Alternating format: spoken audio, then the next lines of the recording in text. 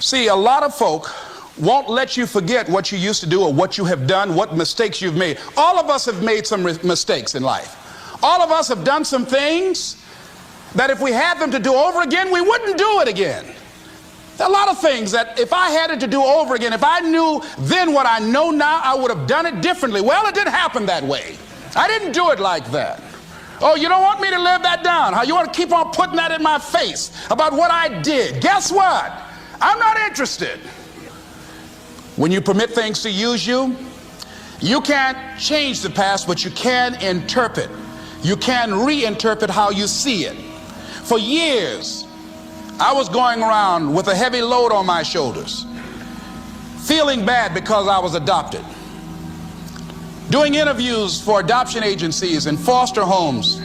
And I was on television once, and I told these people in this particular interview that I was giving away my twin brother and I when we were 6 weeks of age. A friend of mine, fortunately, was listening to the program. And she said, Les, I'd like to have lunch with you. And so I went over to see her. She said, when a woman carries a baby for 9 months, feeling that life movement in her, it's automatic and natural for her to learn to love that baby, to expect it to come here when she bears the pain to bring it into the world. Your mother, Mamie Brown, when she came in to adopt you guys, she didn't go through that process. She looked at whoever your biological mother was and said, I'll take her. You weren't given away less, you were chosen with love. Same event, but reinterpreted.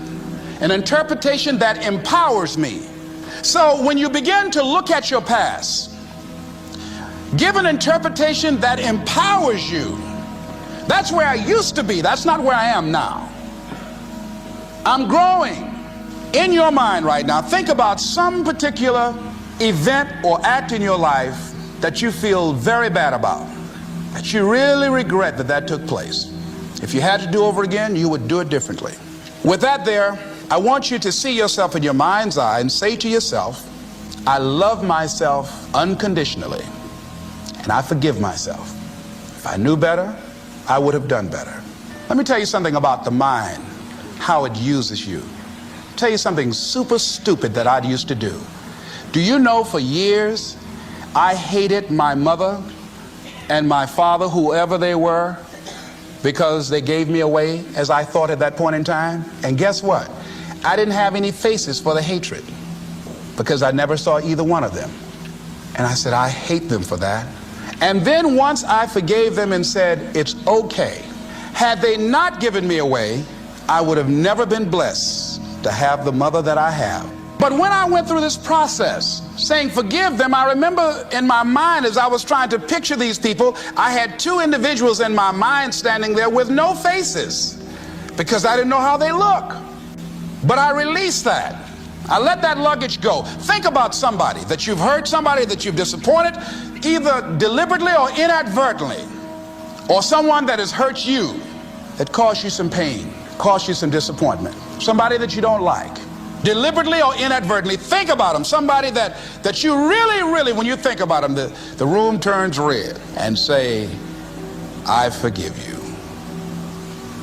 I forgive you unconditionally. Whew, boy, that's a heavy load to let off.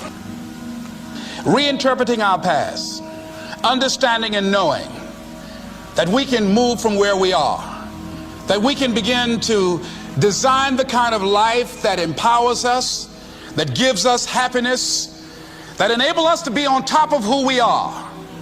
Knowing that as we begin to explore new horizons and new vistas in life, that as we begin to focus on developing ourselves, as we begin to elevate ourselves and not to follow the crowd, activating the thinker in us and disciplining and putting on hold the emotional part of ourselves. It's not easy, but through practice and practice and practice. Practice makes what?